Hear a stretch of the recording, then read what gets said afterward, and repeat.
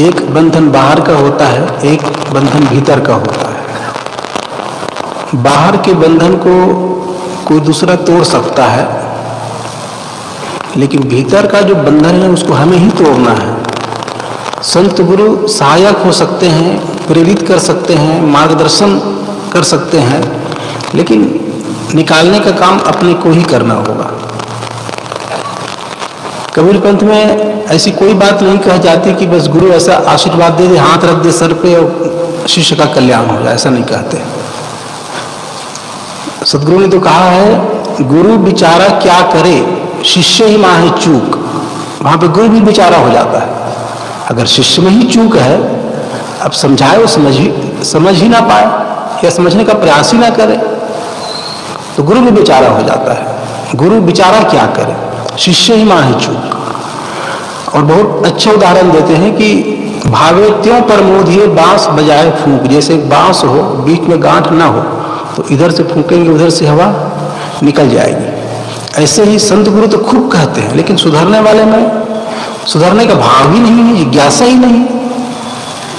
तो एक तरफा गुरु से नहीं हो सकता मोक्ष वाला काम। मुक्ति परम स्वतंत्रता की चीज है। मैं चाहता हूं तभी हो सकता है, किसी दूसरे के चाहने से नहीं हो सकता। मेरे छोटे छोटे दुर्गुण है, मैं नहीं चाहूंगा, तो संत गुरु लाभ कहां सुधार हो जाएगा। हम लोगों को तो रात दिन का अनुभव है। लोग बीड़ी पीते हैं, तंबाकू खाते हैं, सत्संग में भी आते हैं, 20-20 साल हो गया, लेकिन जस का तस। कई लोग तो यहां तक बोलते हैं, साहब लोग तो बस बीड़ी तंबाकू के बारे में ही बोलते रहते हैं, गति मुक्ति के बारे में बताना चाहिए, मोक्ष क्या है। अरे तो वही तो मोक्ष है, बुरी आदतों से छूटना यही तो मोक्ष है। और मोक्ष कोई अलग ही चीज है क्या कि गुरु हाथ रख दे उसने जाके बैकुंठ में वास हो जाए, ऐसा तो होता नहीं। जियत न तरे मुए का तरी हो, जियते ही जो न तरे। अगर जीते जी नहीं तरे तो कि मरने के बाद थोड़े तरना हो जाएगा। मरना कुछ ज्यादा बड़ी चीज थोड़ी है, शरीर नहीं रहेगा बस, बाकी अभी जो है उस स्थिति में वहां भी रहेंगे, जहां भी रहेंगे, शरीर बस नहीं रहेगा। अभी भी तो मैं शरीर के साथ ही हूं, उस शरीर बस नहीं रहेगा, बाकी मेरी जो स्थिति है जो अभी है वो बाद में होगी। तो मरना कोई बहुत बड़ी घटना नहीं है, केवल शरीर का ना रहना और रहना, इतनी ही बात है जीवन और मृत्यु में। तो अपने को शोधने की आवश्यकता है। अगर जीवन में भटकाव है जीते जी, तो मरने के बाद भी भटकाव बना ही रहेगा। इसलिए जीते जी अपने समय का दोहन करके अपने व्यक्तित्व को शोधना चाहिए। बिना व्यक्तित्व का शोधन किए समय पास होता जाएगा और मैं जहां का तहां रह जाऊंगा। जब जाने का समय आएगा ना, तो केवल पछतावा रह जाएगा। मैं तो बचपन से सत्संग में लगा था, साधना में लगा था, लेकिन जहां के तहां रह गया, कोई विकास नहीं, कोई सुधार नहीं। कहें कबीर कही देहो खोरी, जब चली हो जिजी आशा तोरी। उस समय किसको दोष दोगे जब आशाओं को छोड़ करके संसार से चलना पड़ेगा? तब क्या माता पिता को कहोगे उनकी वजह से कल्याण का काम नहीं कर पाया, कि दोस्त को कहोगे, कि परिवार के लोगों को कहोगे? किसी का दोष नहीं है, सिर्फ और सिर्फ मेरा दोष है अगर कल्याण का काम नहीं करता हूं तो। इसलिए उस जिम्मेदारी को अपने ऊपर लेना चाहिए। ये मेरी जवाबदारी है, अपने को शोधन करने का काम। एक ट्रेन में 3 मित्र सवार थे, कहीं जा रहे थे, तो तीनों ने मिलकर गन्ना लिया। तो पहला मित्र था, वो गन्ना का ऊपर के छिलका हटाया, रस पिया और उसके खोई को वहीं गिरा दिया ट्रेन के अंदर ही। दूसरा मित्र की सूझबूझ उससे कुछ ठीक थी, तो वो छिलका उतारा, बाहर फेंका, रस पिया, खोई भी बाहर फेंका। तीसरा मित्र उससे भी और ऊंचे ग्रेड का था, तो उसके पास एक अखबार था, तो छिलका को छील के अखबार में रखा, रस पिया, खोई को बाहर फेंका और उस छिलके से पंखा बना दिया। कलाकार आदमी था वो, तो उस छिलके से पंखा बना दिया और पंखा को 20 रुपये में बेच दिया। और मजे की बात, वो गन्ना भी 20 रुपये में ही लिया था। रस पूरा पी गया और पंखा बना करके 20 रुपया ले भी लिया। ऐसे ही ना संसार में कई ढंग के लोग होते हैं, अलग अलग व्यक्तित्व के। अब इसका ऊपरी अर्थ करें तो भी बहुत सीखने जैसा है। लोग ट्रेन पे यात्रा करते हैं, मूंगफली खा रहे हैं, ट्रेन के अंदर ही फेंक देते हैं सारा मूंगफली। होना तो ये चाहिए कि जिस स्थिति में हम ट्रेन में पहुंचे हैं ना, उसी स्थिति में छोड़ना चाहिए, गंदगी करके नहीं। शौचालय में जाओ, किसी को ढंग ही नहीं है, शौच बैठे पानी नहीं डाले, कहीं थूक दिए, कहीं कुछ है। ये व्यक्तित्व का बिल्कुल ही निकृष्टतम रूप है, ऐसा कभी नहीं होना चाहिए। देश की संपत्ति हमारी संपत्ति है, हम सामाजिक आदमी हैं, तो समाज के प्रति भी हमारा दायित्व है। तो सामाजिक चीजों का भी उचित ढंग से दोहन करने की आवश्यकता है, साफ सफाई पे ध्यान देने की आवश्यकता है। तो ऐसे ही कुछ लोग होते हैं जिनकी सोच एकदम निकृष्ट, बस अपना ही देखते हैं, मेरा काम हो गया बस, समाज भाड़ में जाए, मुझे समाज से कोई मतलब नहीं। निकृष्टतम व्यक्ति है ये। हमारा व्यक्तित्व ऐसे नहीं बनता है। हम बूंद बूंद जो कुछ भी करते हैं ना, उससे मेरा व्यक्तित्व छन करके आता है। व्यक्तित्व जैसे दूध में घी होता है ना, सार निचोड़, ऐसे ही मैं जो कुछ भी करता हूं, जो मैं सोचता हूं, जो मैं बोलता हूं, जो मैं करता हूं, उसका सार रूप निचोड़ करके व्यक्तित्व बनता है। मैं कुछ भी खाऊं, कुछ भी बोलूं, कहीं भी बैठूं और चाहूं कि मेरा व्यक्तित्व अच्छा हो, लेकिन मुझे आदर दे, नहीं हो सकता। उस आदर को पाने के लिए मेरी सोच, बोल, कहां बैठना, क्या खाना, क्या पीना, सब पर सुधार की आवश्यकता है। इसलिए व्यक्तित्व कोई साधारण चीज नहीं है। प्रतिभा अलग चीज है, व्यक्तित्व अलग चीज है। जैसे कोई अंग्रेजी अच्छा बोल सकता है या बच्चों को पढ़ा सकता है बढ़िया सा, तो उसके पास उस ढंग का हुनर है, गुण है, अंग्रेजी पढ़ा सकता है, लिखा सकता है, वो गुण है उसके पास, प्रतिभा है। लेकिन अगर वो शराब पीता है तो व्यक्तित्व तो ठीक नहीं हुआ। हुनर है, प्रतिभा है, लेकिन शराब पीता है तो उसका व्यक्तित्व सही नहीं है। तो प्रतिभा अलग है, व्यक्तित्व अलग है। कोई बढ़िया से गीत गा लेता है, बढ़िया से हारमोनियम बजा लेता है, ये हुनर है, लेकिन जब मंच पे बैठता है तो बिना पिए गा नहीं सकता वो, तो व्यक्तित्व सही नहीं उसका। फिर कई अच्छे अच्छे गायक के बारे में आप सब भी जानते होंगे, बिना पिए वो गाता नहीं, और जब पी लेगा तो क्या पूछना, फिर मंच पे ऐसा ऐसा बोलेगा, ऐसा गाएगा कि पूरे जनता को झुमा देगा। तो व्यक्तित्व एक अलग ही चीज होती है, प्रतिभा अलग चीज है। तो प्रतिभा भले हमारे पास हो ना हो, लेकिन मेरा व्यक्तित्व बढ़िया हो, मेरी सोच, बोल, कृत्य, ये जब अच्छा होता है ना, तो जीवन में खुशबू आती है। बुद्ध को क्यों पूछते हैं, कबीर साहब को क्यों पूछते हैं? उनके पास व्यक्तित्व था जबरदस्त ढंग का। बोल में हरदम सावधान, बोल में हम सब घर परिवार में रहते हैं, तो बोल पे सबको सावधान रहने की आवश्यकता है। इससे व्यक्तित्व का निर्माण होता है। एक बार जो बोली निकल गई सो निकल गई, उसको लौटाया नहीं जा सकता। इसलिए घर परिवार में ऐठन भरा, व्यंग भरा, दूसरे को ठेस पहुंचे, कटु वचन, ऐसा कभी नहीं कहना चाहिए घर परिवार में। अगर ऐसा करता हूं ना, तो जब तक तो जवानी है तब तक लोग सुन भी लेंगे, एक दबदबा रहता है जवानी में, लेकिन जैसे बुढ़ापा आता है ना, लोग उसको साइड कर देते हैं घर से, उसके प्रति आदर का भाव नहीं होता, सम्मान का भाव नहीं होता। इसलिए घर में भी व्यक्तित्व को अच्छा दिखाने की आवश्यकता है। जीने की मुख्य जगह तो हमारा परिवार ही है ना। व्यक्ति, परिवार, समाज, विश्व, ये 4 स्तर है। तो व्यक्ति रूप में मैं बढ़िया रहता हूं तो परिवार में मैं सही साबित होता ही हूं। जब परिवार में सही साबित हो गया तो समाज में सही साबित होता ही हूं, और समाज में सही साबित हो गया तो विश्व में सही साबित होता हूं। तो शुरुआत स्वयं से करना है, व्यक्ति से। फिर जब व्यक्ति में मैं सही हो गया तो परिवार में उसका प्रभाव पड़ता ही है। जो बढ़िया व्यक्ति है ना, जिसका बोल चाल, उठना बैठना, खाना पीना सब चीज बढ़िया है, परिवार के लोग दिल से स्वीकारते हैं। वो परिवार में रहते रहते महात्मा हो जाता है। संत तुकाराम, महात्मा गांधी, ये लोग गृहस्थ थे, लेकिन तब भी महात्मा की उपाधि से सम्मानित किया गया। तो क्यों? उसका कृत्य बढ़िया था, उसका आचरण बढ़िया था। इसलिए अपने व्यक्तित्व को बहुत ही मस्तानगी से रखने की आवश्यकता है। व्यक्तित्व क्या होता है? आहार, विहार और व्यवहार बराबर व्यक्तित्व। आहार, व्यवहार, विहार बराबर व्यक्तित्व। आहार, जो हम खाते हैं वो तो आहार है ही, इसके साथ साथ आंखों से जो देखते हैं ना वो आंख का आहार, कान से सुनते हैं कान का आहार, जीभ से चखते हैं जीभ का आहार, त्वचा से छूते हैं त्वचा का आहार,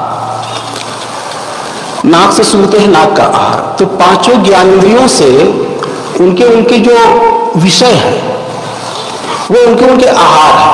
मतलब जब मेरा देखना, सुनना, सूंघना, चखना, छूना ये पांचों सही हो जाते हैं ना, तब मेरा आहार सही हो जाता है। आहार भोजन, भोजन तो नहीं, तो आंख का भोजन देखना है ना, कान का सुनना, ये भी एक भोजन ही है। तो देखना, सुनना, सूंघना, चखना, छूना ये पांचों जब ठीक हो गया तो मेरा आहार ठीक हो गया, इससे मेरा व्यक्तित्व बनता है। दूसरा विहार, विहार मतलब उठना, बैठना, आना जाना, घूमना फिरना, जो मेरा शरीर से बाहरी क्रियाकलाप है वो विहार है। तो इसका भी मेरे व्यक्तित्व पर प्रभाव होता है। आप शराब जहां बिकता है वहां जाकर के बैठेंगे और समझेंगे कि लोग मुझे सदाचारी समझे, संभव है। भले आप नहीं पीते, केवल शराब जहां बिकता है वहां बैठते हैं तो लोगों की दृष्टि से गिर जाएंगे कि आदमी के व्यक्तित्व सही नहीं है। या ऐसे ऐसे लोगों के साथ घूमते हैं, उठते बैठते हैं जिनका ना बोल सही है, न खाना ठीक, न पीना ठीक, ऐसे व्यक्ति के पास बैठे, आपके व्यक्तित्व ठीक होगा? नहीं होगा। तो विहार भी सही होना चाहिए। अगर आग के पास बैठोगे जाकर, उठोगे एक रोज कपड़े जलाकर, ये माना कि दामन बचाते रहे तुम, मगर सेक तो रोज खाते रहे तुम। अगर आग के पास आप रोज बैठते हैं तो ठीक है, आप संभाल के बैठते हैं तो आपको वस्त्र न जले, लेकिन सेक, उसकी आंच तो आपको लगना ही है ना। अगर आग के पास बैठोगे जाकर, उठोगे एक रोज कपड़े लाकर, कभी कपड़ा भी जल सकता है, लेकिन ये माना कि दामन बचाते रहे तुम, मगर सेक तो रोज खाते रहे तुम, उसका ताप तो लगता ही है ना।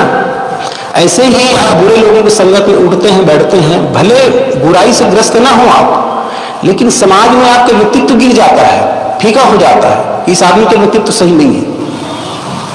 कोयला, सिंपल से कोयला को हाथ में रख लो तो हाथ पे तो उसका दाग लगेगा ही, कपड़े पे भी लग जाएगा, मुंह पे भी लग जाएगा, और कई जगह उसका दाग लग जाएगा। कोयले में आग नहीं थी इसलिए जले नहीं, लेकिन कालिक तो थी, तो कालिक तो लग गई ना। ऐसे ही बुरी संगत में उठेंगे, बैठेंगे, आएंगे, जाएंगे तो उसके कालिक लग ही जाता है। इसलिए इससे भी बचना चाहिए, बुरी संगत से एकदम बड़ी बचत। तो ये विहार, आहार, विहार और व्यवहार, लोगों के साथ जो व्यवहार है वो सही होना चाहिए, लेन देन सही होना चाहिए। किसी से उधार लिए, 2 दिन बाद दुआ दे के बोले हैं, 4 माह हो गए ध्यान नहीं देते, और कभी वो बोल दिया भैया अमुक दिन आप मुझे उधार लिए थे, तो जोर से बोलते हैं हाँ भैया देंगे, भैया कहीं भागे नहीं जा रहे हैं, गांव में ही रहते हैं, ऐसा, और उसको ठेसपूर्वक बोल दिए, अच्छी बात तो नहीं है ना। तो मेरा व्यवहार भी होना चाहिए, लेन देन एकदम साफ। कोई आपको ठग लिया कोई बात नहीं, लेकिन आप न ठगे। आप ठगाते हैं तो पैसे की हानि होती है, लेकिन आप ठगते हैं तो आपकी आध्यात्मिक हानि होती है, नैतिक रूप से आप गिर जाते हैं, आध्यात्मिक रूप से गिर जाते हैं। इसलिए कबीर साहब ने कहा है ना कि कबीर आप ठगाइए और न ठगिए कोई, भले तुम ठगा जाओ कोई बात नहीं, लेकिन तुम मत ठगो। ऐसा क्यों? क्योंकि आप ठगा सुख उपजे और ठगे दुख हो। आप अगर ठगाओगे तो पैसे ही आएगा, कोई बहुत बड़ी हानि नहीं हुई, फिर पैसा आ जाएगा, लेकिन और ठगे दुख होए, औरों को ठगते हैं तो नैतिक रूप से आप गिर जाते हैं, आध्यात्मिक रूप से पतित हो जाते हैं। चोर चोरी करके माल लाता है, माल 2 दिन में खत्म हो जाता है, लेकिन उसके संस्कार जो मानस पटल पर बन गए हैं वो जीवन भर रहेगा। जब भी 4 लोगों के बीच में बैठेंगे ना तो आपको ख्याल आएगा मैं तो चोर हूं, अमुक दिन चुराया था, ऐसा किया था, वो कहां जाएगा। तो चित्त की सफाई, चित्त की निर्मलता, ये बहुत बड़ी चीज है। अगर चित्त की सफाई पर आप ध्यान नहीं देंगे तो कभी भी सुखी नहीं हो सकते। धर्म के पथिक आप हैं ही नहीं। धर्म का पथिक केवल और केवल चित्त की सफाई पर ध्यान देता है, चित्त की सफाई पर ध्यान देता है। एक बार भगवान बुद्ध एक माता के यहाँ गई थी भिक्षा के लिए, तो माता ने कहा गुरुदेव मैं तो अनपढ़ हूँ, स्कूल क्या है कभी जाना नहीं, तो क्या हम लोगों के लिए भी धर्म है? आपके धर्म में हम लोगों के लिए भी कोई जगह है, कोई बात है? तो उसने कहा, माता हमारा धर्म तो सबके लिए है, क्या पढ़ क्या अनपढ़, क्या गरीब क्या अमीर, क्या देसी क्या विदेशी, हमारा धर्म सबके लिए है, माना होना चाहिए बस। तो फिर हमारे लिए क्या है आपके धर्म में? तो उसने कहा, पाप कर्म न करना। तो बुढ़िया ने कहा, ये पाप कर्म क्या चीज है? तो उसने कहा, जिससे खुद को दुख मिले और औरों को दुख मिले, ऐसा काम करना पाप कर्म है। जिससे खुद को दुख मिले औरों को दुख मिले, वो पाप कर्म है। और पाप कर्म ना करना और पुण्य कर्म करना, तो पुण्य क्या है? जिससे खुद को सुख मिले जिन कर्मों से और औरों को भी सुख मिले, वो कर्म पुण्य कर्म है। तो पाप कर्म से बचना है, वो इसलिए बचना है कि अगर मैं किसी और को दुखाता हूं ना, तो मैं भी दुखी होता हूं, उससे बच नहीं सकता, इसलिए दूसरे को ना दुखाओ। और पुण्य कर्म करना इसलिए श्रेष्ठ है क्योंकि और को सुख देता हूं ना, तो मैं भी सुखी होता हूं। पाप कर्म इसलिए गलत है क्योंकि और को सताता हूं दूसरे को, तो उसके रिजल्ट में मैं भी दुखी होता हूं। और पुण्य कर्म इसलिए करना चाहिए कि औरों को सुख देता हूं तो उसके बदले में मुझे भी सुख मिलता है।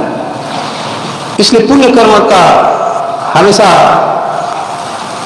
व्यापार हो, पुण्य कर्म में लगे रहें और पाप का नाश हो हमेशा। और चित्त की निर्मलता, मतलब चित्त में राग ना हो, द्वेष ना हो, अहंकार ना हो, विरोध ना हो, ये चित्तमल की सफाई है। चित्त में गंदगी रहेगी ना थोड़ी सी भी, उस मात्रा में मुझे दुख मिलेगा। सीता जी अशोक वाटिका में थी और उनको श्री राम जी का बहुत ख्याल आ रहा था। तो वाल्मीकि जी ने एक श्लोक रखा, वहां पे लिख के रखा है, जिसका भाव है कि देखो मुझे श्री राम का बहुत ख्याल आ रहा है और मैं काफी दुखी हूं। तो वे मुनि जन निश्चित ही धन्य हैं जिनको न किसी से राग होता है, न किसी से द्वेष होता है, न किसी से मोह होता है, न किसी से बैर होता है, क्योंकि मुझे मोह है और मैं दुखी हो रही हूं। तो वे मुनि जन निश्चित ही धन्य हैं जिनको न किसी से मोह होता है, न किसी से बैर होता है। बहुत ऊंची बात है, यही चित्त की सफाई है। कहीं भी मोह ना होना और कहीं भी बैर ना होना, यही धर्म है। हम लोग दुखी क्यों होते हैं? मोह बना बना करके, घर परिवार में मोह बनाए, शरीर पे मोह बनाए, जाति का मोह, संप्रदाय का मोह, मोह का बहुत विस्तार है। तो जितनी मात्रा में मोह रहेगा उतनी मात्रा में दुख रहेगा, और जितना मोह कम होता जाएगा उतना ही मैं सुखी होता जाऊंगा। इसलिए कहा कि मेरा मोक्ष कितना दूर है, मेरा मोक्ष कितना दूर है। तो उत्तरदाता ने कहा, जितना लंबा तुम्हारा मोह है उतना ही दूर तुम्हारा मोक्ष है। मोह को घटाओ, मोक्ष करीब आता जाएगा। मोक्ष कोई बड़ी चीज नहीं, बस मोह के कारण वो अवरुद्ध है। मोह घटाओ, मोक्ष तो तुम्हारे ही पास है। मोह को कहां ढूंढे बंदे, मैं तो तेरे पास हूं, तुम्हारे ही पास, बस मोह घटाओ। यही चित्तमल की सफाई है, चित्तमल की सफाई। तो साहब जी कह रहे थे कि एक बाहर का बंधन होता है और एक भीतर का बंधन होता है। बाहर का बंधन कोई तोड़ भी दे, लेकिन भीतर का बंधन तो मैं ही तोड़ पाऊंगा। दूसरे उसमें सहायक हो सकते हैं, राय दे सकते हैं, कुछ हिंट कर सकते हैं, लेकिन तोड़ना मुझे ही होगा। इसलिए हर व्यक्ति को अपने भीतरी बंधन के बारे में समझने की आवश्यकता है। जैसे अहंकार, कोई सास है, अब उसको अहंकार है मैं तो सास हूं, इस घर में मैं 30 साल 40 साल से हूं और अभी भी आई बहू, इसका अहंकार है सन्याटी का। तो ये सन्याटी का भाव जब तक रहेगा ना, घर में सुख शांति नहीं आ सकती। ठीक, वो आज ही आई है, कोई बात नहीं, आदमी तो है, प्रेम से तो बोल ही सकता हूं। अगर वो मुझे आदर नहीं देती है तो आप आदर दीजिए ना, आप आदर देके देखिए, दूसरे दिन वो आदर देना उनको चालू हो जाएगा। हम लोग अपने ही हाथ सिकोड़ के रखते हैं, कहीं आदर दूंगा तो मेरा छोटाई ना हो जाए। कोई छोटाई नहीं होगी, झुकने वाला बड़ा ही होता है। पेड़ में फल आते हैं तो झुक जाता है, ऐसी व्यक्ति में जब गुण आते हैं, सद्गुण, तो झुक जाता है। हमारे साहब एक उदाहरण देते थे कि एक घर में एक संत जी गए, तो वहाँ घर की माता थी, उन्होंने अंदर बुलाया और आदर सहित संत जी को बैठाए, चरण धोए, दूध दिए पीने के लिए। फिर बातचीत होने लगी और माता जी घर परिवार ठीक ठाक तो है और बच्चे कैसे हैं, बच्चे की शादी हो गई? तो कहा कि हाँ गुरुदेव, बच्चे की शादी हो गई, 3 साल हो गया है। अच्छा, कहाँ से आई बहू? फलाना गांव से। बहू ठीक ठाक तो है? हाँ साहब, वो तो बहुत अच्छी है, वो मेरी बहू थोड़ी, वो तो मेरी बेटी है। तो जब ऐसा सब संवाद चल रहा था ना, तो बहू एक पर्दे के आड़ से सुन रही थी कि इसमें क्या क्या बातचीत होती है, कहीं मेरे बारे में लोग बात तो नहीं करते, मेरी बुराई के बारे में। ऐसा वो ओट लेकर के सुन रही थी। लेकिन जब सुनी कि वो मेरी बहू थोड़ी, वो तो मेरी बेटी है, बहुत अच्छी स्वभाव की है, मैं तो धन्य हुई ऐसे बहू को पाकर, ऐसे जब बोल सुना तो बाहर से आई और रोने लगी, माँ के चरणों में गिर करके।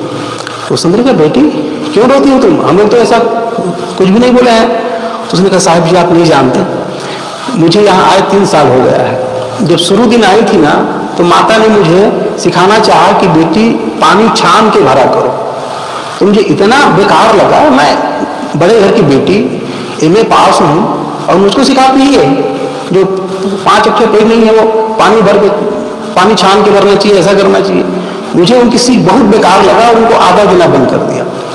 जब से आई हूँ उसको भोजन निकाल के दी नहीं, बस बना कर रख देती थी, बस निकाल के खाती थी। लेकिन 3 साल के दौरान मैंने इनके प्यार में कोई अंतर नहीं देखा, वही प्रेम, वही प्यार।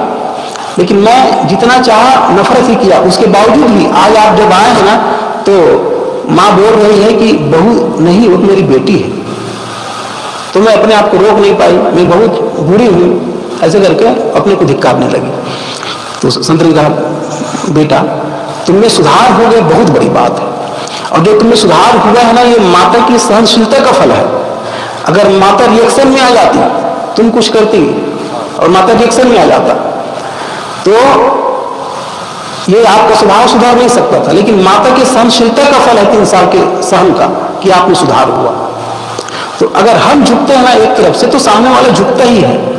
हम ही अपने अहम में फूले फूले बैठे रहते हैं, हम किसी से कम हैं क्या, हम छोटे हैं क्या, हम तो घर के श्रेष्ठ हैं, मालिक हैं। इसी कारण वो व्यवहार पूरा खराब रहता है, बिगड़ रहता है। तो व्यक्तित्व में ये वाणी भी आता है, मैं कैसे बोलता हूँ, कैसे मेरा आचरण होता है। इसलिए हर व्यक्ति को अपने व्यक्तित्व के बारे में ध्यान रखना चाहिए कि मुझसे ऐसा कोई बोल ना निकले, मुझसे ऐसा कोई कर्म ना हो, ऐसा कोई सोच ना आए दिमाग में जिससे कि मेरे व्यक्तित्व में खराबी आए। कुछ भी खराब निकलता है मेरे चित्त से, उसके फल में दुख मुझे ही मिलता है। इसलिए हर व्यक्ति को अपनी सोच में भी ध्यान। कई लोग बोलते हैं कि मैं दूसरे के बारे में अच्छा ही सोचता हूँ, बोलता भी बढ़िया हूँ, करता भी अच्छा हूँ, लेकिन लोग समझते नहीं हैं, मेरे साथ वैसा नहीं कर पाते, इसलिए मैं दुखी रहती हूँ। ऐसे बहुत लोग बोलते हैं। तो आप ठीक है, आप बोलते बढ़िया होंगे, करते भी बढ़िया होंगे, लेकिन सोचते बढ़िया नहीं है। दूसरों को आप आदर दो ना, लेकिन उससे आदर क्यों चाहते हैं? सामने वाले व्यक्ति ऐसे बेचारे भिखारी है, उसके पास खुद सम्मान नहीं है, खुद आदर नहीं है, और आप उससे आदर चाहते हैं, सम्मान चाहते हैं। अरे जिसके पास जो होगा वही तो देगा। अब उसके पास ऐसे आदर और सम्मान नहीं है। जिस व्यक्ति से आप आदर सम्मान चाह रहे हैं वो दीन व्यक्ति है, दुखी व्यक्ति है, और ऐसे दुखी व्यक्ति से आप आदर और सम्मान चाहते हैं, कहां से मिलेगा? तो अपने आप को थोड़ा मजबूत करने की आवश्यकता है कि मैं अपने भीतरी सम्मान में मस्त रहूं। भीतरी सम्मान क्या है? जब मेरी सोच, बोल और कर्म अच्छा रहता है तो भीतर से सम्मान मिलता है, आत्मसम्मान, आत्म प्रतिष्ठा, वो आपको सुख देता है।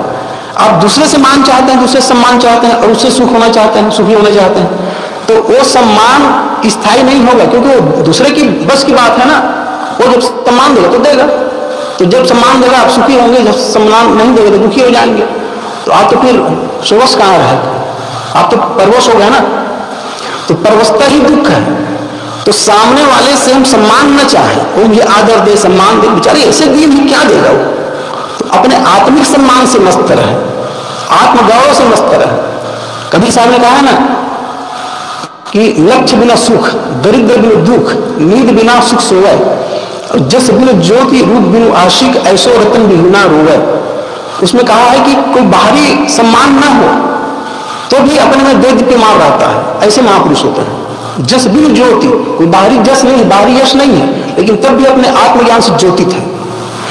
इस स्थिति में अपने को रखने की जरूरत है कि कोई कुछ भी कहे, मान दे चाहे सम्मान दे, हमें कोई मतलब नहीं, मैं अपने भीतर से मजबूत हूं, भीतर से तृप्त और संतुष्ट हूं। ये स्थिति में सबको आने की जरूरत है। सास बहू से सम्मान न चाहे, दे, दाता रहे, भीख थोड़ी मांगना है अपन को, दाता, सम्मान दे, आदर दे, विश्वास दे। देने में हमें ध्यान रखना चाहिए, लेने में नहीं। हाँ, लेकिन देते हैं तो मिल जाता है। आप आदर देते हैं किसी को तो आदर पाते हैं कि नहीं? पक्का पाते ही हैं। किसी को सम्मान देकर के सम्मान पाते हैं कि नहीं? पाते ही हैं। तो जो दूसरे से सम्मान आदर चाहता है वो भूल में है। मैं दूं और मैं जब देता हूं ना तो उधर से मिल ही जाता है। इसलिए अपने भीतर में जो हीन भाव है, दूसरा मुझे दे, कोई धन दे दे, कोई सम्मान दे दे, कोई आदर दे दे, अच्छा बोल दे दे, आशा ही न करें। गुरुदेव जी कहा करते थे कभी कभी कि जैसे कोई बैल है और उसको कोई हाँक दिया तो उसका चलना चालू हो जाता है, वैसे ही कोई मुझे हाँक देता है, किसी ने अपमान के शब्द कह दिया, मेरे चलना चालू हो जाता है, क्रोध आना। किसी ने गाली दे दी, मैं चलना चालू हो जाता हूँ। किसी ने प्रशंसा के बोल दिए, मेरा चलना शुरू हो जाता है। तो समझो मैं बैल हो गया, साहब कहते थे, तो समझो मैं बैल हो गया, बैल को किसी ने हाँका और चलना चालू। वैसे किसी ने मुझे हाँक दिया, निंदा करके हाँक दिया या प्रशंसा करके हाँक दिया और मेरा चलना चालू, तो समझो मैं बैल हो गया। तो मेरा कोई व्यक्तित्व है कि नहीं? जैसे अपने पास रिमोट कंट्रोल होता है और हम लोग जिस चैनल को लाना चाहते हैं ऐसा दबाते रहते हैं रिमोट को। तो ऐसे ही कोई मुझे गाली दे और मुझे गुस्सा आ जाए, कोई तारीफ करे, मैं एकदम हर्षित हो जाऊं, तो समझो मैं तो रिमोट हो गया ना, वो दबा रहा है और मैं उससे प्रभावित हो रहा हूं। अपने को इतना मजबूत बनाना है कि दूसरा रिमोट से मुझे चला ना सके, मुझे रिमोट से चला ना सके। कितना ही गाली दे मेरे लिए व्यर्थ हो जाए, कितना भी प्रशंसा के शब्द बोले, मैं उसमें आंदोलित ना हूं, हर्षित ना हूं, शांत। बुद्ध को लाख गाली देने वाले मिले लेकिन चुप, शांत, कोई प्रभाव नहीं। तो ये मेरी महिमा है, ये मेरी श्रेष्ठता है। तो इस श्रेष्ठता में सबको जीने की आवश्यकता है। इस श्रेष्ठता में अगर हम जीते हैं ना तो खुशी तो अपने आप चल के आती है। कबीर साहब ने कहा ना कि पीछे पीछे हैली फिरे कबीर कबीर। जब मैं रहनी में रह लेता हूं तो सुख और शांति और परमात्मा तो पीछे पीछे आता है। कबीर में तेरी क्या सेवा करूं? तो बस करने की जरूरत है, उसका रिजल्ट तो पीछे पीछे आता है। कर्म के पीछे फल लगा ही रहता है। अच्छा कर्म करूं, सुख पीछे पीछे आएगा, बुरा कर्म करूं, दुख उसके पीछे पीछे आएगा। इसलिए कर्मों में विश्वास रखने की आवश्यकता है। तो मैं कह रहा था साहब जी की बात को कि एक बाहर का बंधन उसको दूसरा खोल सकता है, लेकिन एक भीतर का बंधन होता है, उसको मुझे ही खोलना पड़ता है। वो है मेरी भीतर की वासनाएं, क्रोध, लोभ, ईर्ष्या, अहम, राग, द्वेष, ये सब भीतर की वासना है। इसको अपन को ही समझना पड़ेगा, अपने को ही, और अपने को ही खोलना पड़ेगा। तभी सही मात्रा में हम धर्म पथ पे चलने वाले बन सकते हैं, सही मात्रा में आध्यात्मिक बन सकते हैं। और इस गांव को तो बड़ा सौभाग्य है, काफी वर्षों से हुआ है, काफी वर्षों से। मैं अभिलाष साहब जी के साथ भी आया हूँ, एक दो बार श्री ज्ञान साहब जी के साथ भी आया, तो बहुत पुराने सत्संगी हैं यहाँ के लोग। तो पुराने सत्संगी का मतलब मुझ में दिखना चाहिए, हाँ, मुझ में दिखना चाहिए गुण। जब मुझ में दिखेगा ना तो बच्चे भी प्रभावित होंगे, हाँ ये सही सत्संगी है, जाते हैं तो इसमें परिवर्तन दिखाई देता है। तो इन बातों को बड़ी गहराई से हमको सब समझना है और धर्म पथ पे चल के अपने आप को सुख शांति की ओर ले जाना है। इन्हीं शब्दों के साथ अपनी वाणी में विराम देता हूँ।